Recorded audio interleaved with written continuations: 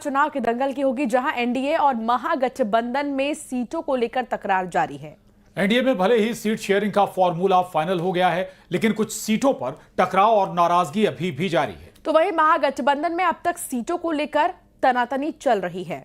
उधर सीट बंटवारे की उठापटक के बीच क्या बिहार में वोट बैंक पॉलिटिक्स का खेल शुरू हो चुका है? ये सवाल इसलिए क्योंकि आरजेडी ने बाहुबली शहाबुद्दीन के बेटे ओसामा को सिवान के रघुनाथपुर सीट से टिकट दे दिया है।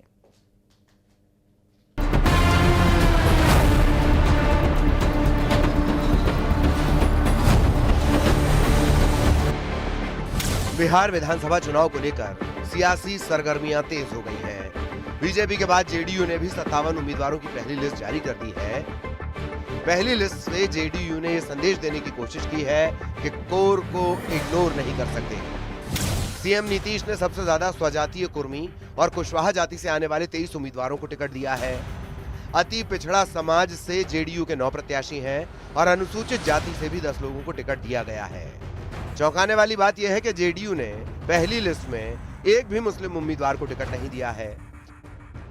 यह तस्वीर लगभग साफ हो गई है कि सीएम नीतीश ईबीसी के कोर वोटर और लव कुश समीकरण के जरिए बिहार में सत्ता बरकरार रखना चाहते हैं।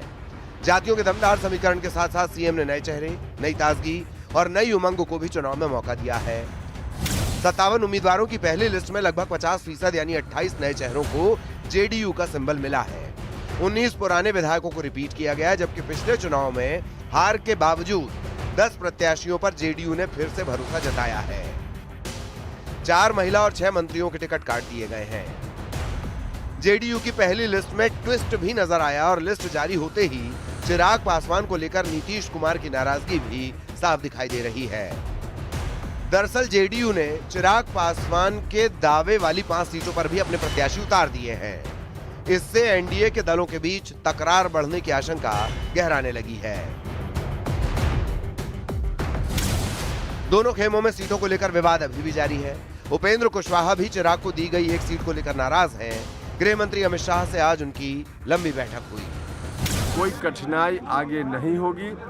एनडीए की सरकार बिहार में निश्चित रूप से बनेगी। आ जाएं तो हम लोग और मजबूत हो जाएंगे। वेलकम कर रहे हैं उनको आप? हमेशा उनको वेलकम करते हैं। कोई नाराजगी कहीं नहीं। हमारा सक्षम नेतृत्व सबको सम्मान देकर सलट लेंगे। एनडीए में जो सीटों का बंटवारा है वो तो ऐसा लग रहा है कि जूते में दाल बट रही है। चिराग पासवान जीतन राम मांझी की सीटों पर फार्म भी दे रहे हैं। एनडीए का कुनबा टोटल तिनका करके बिखर गया है।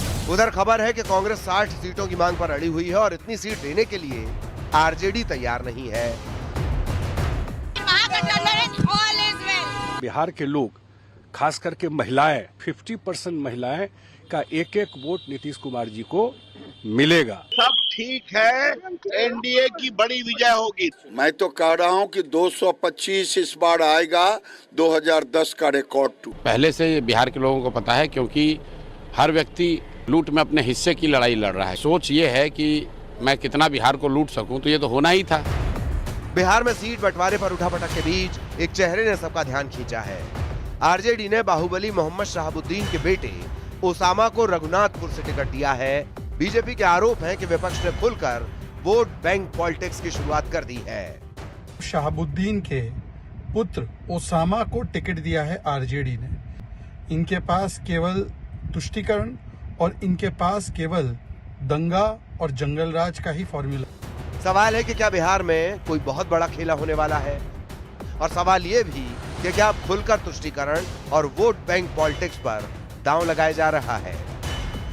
Bureau report, news 18। और भारतीय जनता पार्टी ने बिहार विधानसभा चुनाव को लेकर अपने उम्मीदवारों की दूसरी लिस्ट जारी कर दी। दूसरी लिस्ट में गायिका मैथिली ठाकुर और पूर्व आईपीएस आनंद मिश्रा का भी नाम शामिल है।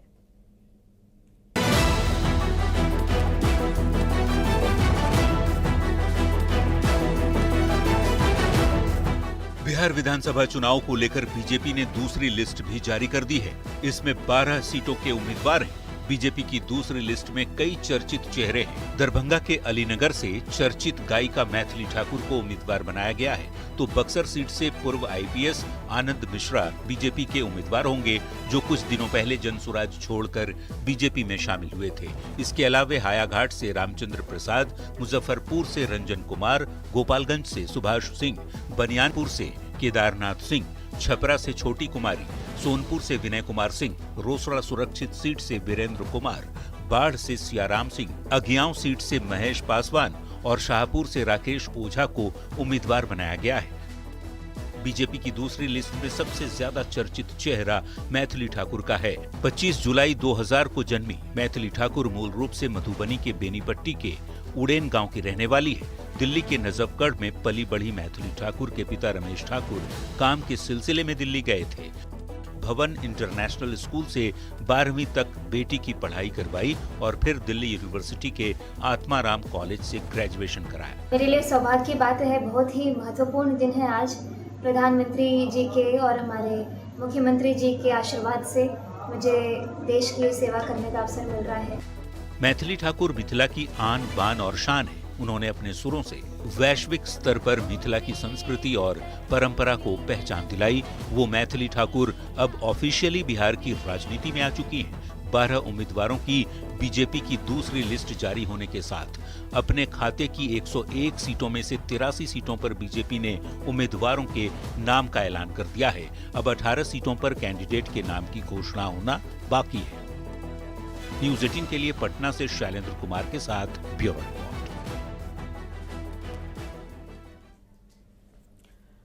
ग्वालियर में अंबेडकर प्रतिमा को लेकर विवाद गरमाया हुआ है। भले ही भीम आर्मी ने अपना आंदोलन वापस ले लिया हो, लेकिन फिर भी ग्वालियर में एहतियात के तौर पर पुलिस सतर्कता बरत रही है। 12वीं तक के स्कूल जहां आज के लिए बंद किए गए, तो वहीं वकील अनिल मिश्रा के आवास की सुरक्षा बढ़ा दी गई। रिपोर्ट देखिए। ये बिल्कुल सनातन का विरोध है। सनातन का विरोध है।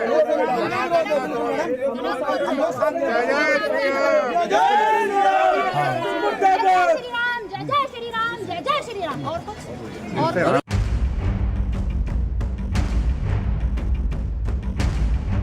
मध्य प्रदेश हाईकोर्ट की ग्वालियर बेंच परिसर में डॉक्टर भीमराव अंबेडकर की प्रतिमा लगाए जाने के विवाद की आग अब तक बुझी नहीं है।